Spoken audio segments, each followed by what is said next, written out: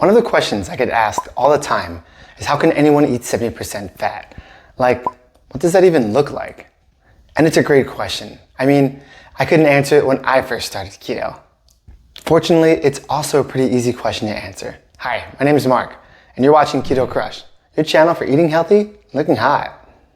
In this video, I'm going to share some tips on how to fat load your food with the fuel you'll need to sustain yourself on the ketogenic diet.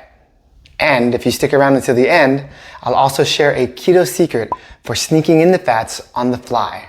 But first, don't forget to crush that subscribe button for all things keto all the time. No, seriously, subscribe and maybe even tell a friend. When it comes to keto, the first step to getting your fats in is deciding what to eat. Picture whatever it is you're in the mood for and ask yourself, how can I squeeze fats into this dish to make it better? And by that, what I really mean is how can butter, bacon, eggs, oils, or nuts in one form or another improve what I'm about to eat? On keto, the first and best opportunity for fat is in your coffee. Start with 2 ounces of melted butter per cup. You won't taste the butter per se, but you'll definitely notice a deeper, richer flavor to your joe. I also love powdered MCT oil. Start with a teaspoon, and over the course of a few weeks, work yourself up to 1 to 2 tablespoons a serving. MCT oil is one of the best forms of fat you can have on keto. Yeah, it's a little pricey, but the mental boost is totally worth it. Your next best bet are eggs, or, as I like to think of them, Mother Nature's nutrient bombs. Buy the best quality eggs you can afford. Seriously, the difference between $1 a dozen eggs and an $8 a dozen free-range organic eggs is night and day. I recommend Vital Farms eggs if you can find them. And if you're tired of frying or scrambling them for breakfast, eggs are also delicious soft-boiled or slow scrambled with a little cream and Parmesan. Naturally, bacon is great too. Besides being delicious in its own right, or added to just about anything, you can also collect and save all of your leftover bacon fat to cook with later on. Avocados are another terrific source of healthy fats. They taste great sliced with fried eggs and bacon, diced in a cup with soft-boiled eggs and more bacon, mashed over your favorite low-carb toast, or simply peeled and seasoned with olive oil and sea salt. Full-fat, unsweetened plain yogurt is another option, with a couple of caveats. Primarily, be sure to buy the yogurt with the least amount of carbs per serving. Think Greek yogurt. And it's important that you portion it properly. Once you get that out of the way, you're free to load it up with keto-approved toppings like walnuts, pecans, stevia-sweetened chocolate chips, berries, chia seeds, just to name a few. If you're not quite ready for unsweetened yogurt just yet, feel free to add your favorite sweetener and a drop or two of a flavored extract like maple, vanilla, or banana. In the beginning especially, this will help train your taste buds to appreciate flavors other than sugar. Yet another go-to option for breakfast are chaffles, which are basically shredded cheese and eggs mixed together and then cooked in a waffle maker. Fat plus fat equals fuel. Lunch is typically my biggest meal of the day, and one of my favorite go-tos is a salad. Why? Because I love versatility, and I'm pretty sure I've never made the same salad twice. If you're going to have a salad, load up on the oil, and I mean it. Pour that stuff freely. I love avocado oil because it's super mild, but olive oil is classic and walnut oil is fantastic too. Instead of croutons, consider adding nuts to your salad for a crunch that packs the energy. Aside from walnuts and pecans, you can also use macadamias, Brazil nuts, pine nuts, and if you can find them, pili nuts.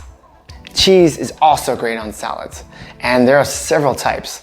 You have crumbly cheeses like feta or blue, soft cheeses like fresh mozzarella, brie, or burrata, semi-soft cheeses like cheddar, Colby Jack, or cheese curds, and hard cheeses like shaved Parmesan or Asiago. And that's just the tip of the iceberg. My advice, try them all. See what you like and what you don't like. And keep in mind, some of the stronger cheeses that you might not think you like, for instance, blue cheese, taste way better in small portions and mixed with other ingredients. Remember, the next time you shop for cheese, don't be afraid to ask for samples. you might be surprised by how much the right cheese can step up your salad game. Aside from oils, cheeses, and bacon, eggs are another great way to add healthy fats to a salad. You can hard boil them, like in a traditional Cobb salad, but I also love them soft boiled too, especially on a Caesar. If you're lucky enough to have access to low-carb bread, or patient enough to make your own, you can also make some pretty mean fat-loaded sandwiches. For these, go heavy on the mayonnaise. I recommend using avocado or extra virgin olive oil based mayonnaise whenever possible. They're better for you than their soybean-based counterparts. For even more fat, add bacon and cheese whenever possible. And if there's still room in your sandwich, cram it with avocado. As for the bread itself, remember, it's a fat sponge. Literally, toasted in bacon fat, butter, or oil so it's loaded with as much energy as possible. Low-carb wraps are much easier to find these days than bread. For those, I like chicken or tuna salad with plenty of mayo. You can also condense your favorite salad and eat it in a wrap. Or you can cook up some ground beef and chipotle lime cauliflower rice to make yourself a burrito. Dinner is pretty cut and dry. You pick a protein and pair it with 1 or 2 sides. For the proteins, you should choose a cut of meat with a lot of fat. For example, if I'm having chicken, it's gonna be dark meat with the skin on. If it has to be white meat, I'm gonna pair it with a fatty sauce like ranch or Alfredo, or I'll shred it into something rich like a cream cheese buffalo dip. For steak, ribeyes are my go-to, but no matter what cut I choose, before I cook the steak, I'm rubbing it down in fat first, preferably bacon fat. With pork, I'm eating everything except pork loin, but again, if I must, I'm gonna smother it in drippings first. As for fish, I'll eat the skin whenever I can, but I don't worry too much about it because fish is usually packed with healthy fats anyway. Once you've settled on a protein, you can then turn your attention to your sides. With sides, I always ask myself, how much fat can this or that vegetable hold? And can I push it further? For example, if I'm cooking spinach, it's gonna be heavily creamed in butter and heavy cream, or sauteed in a lot of olive oil. Cauliflower can be sauteed or fried in different oils, or if I'm making a risotto or cauliflower mac, cooked in butter and combined with cream and melted cheese. Mushrooms? Forget about it. They soak up oils like they're going out of style. Broccoli I steam and toss in melted butter, or, like cauliflower, drench in a good cheese sauce. You see the pattern here? Fatty protein plus fat-infused vegetable equals one very satisfying meal. For snacks, nuts are your best friends, as they're pretty much hardened fat. One of my favorite go-tos is also the simplest, a handful of pecans or walnuts and stevia-sweetened chocolate chips. You could use dark chocolate, 80% or higher, but honestly, stevia-sweetened dark or semi-sweet chocolates are fantastic. If you haven't tried them yet, prepare to be amazed.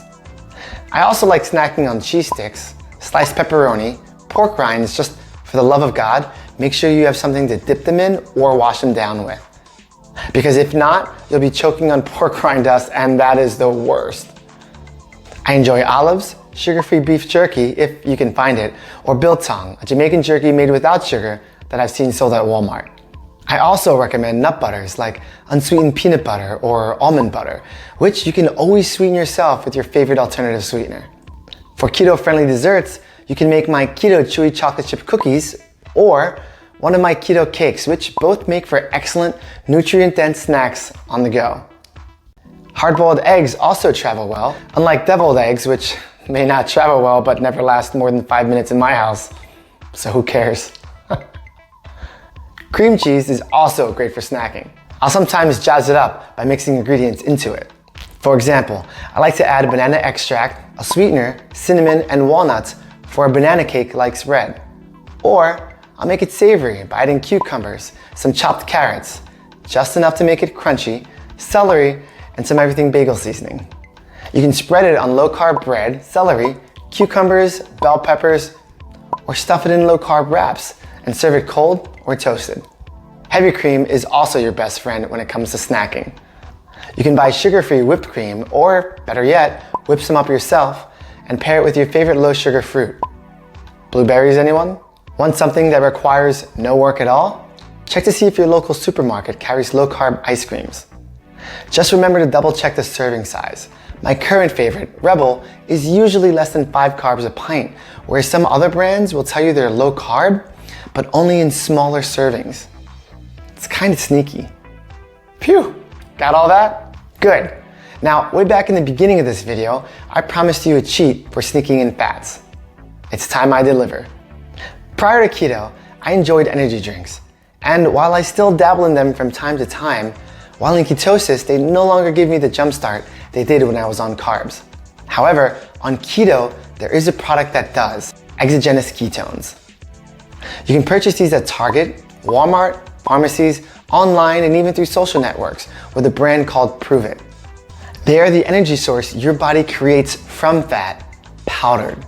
Taking them is like skipping the line on a roller coaster and jumping right into the ride. Do they work? Yes. The rush and mental clarity are instantaneous. Is there a catch? Absolutely. You must be in ketosis for these to work properly. When it comes to energy, you're either burning carbs or ketones. One or the other, never both.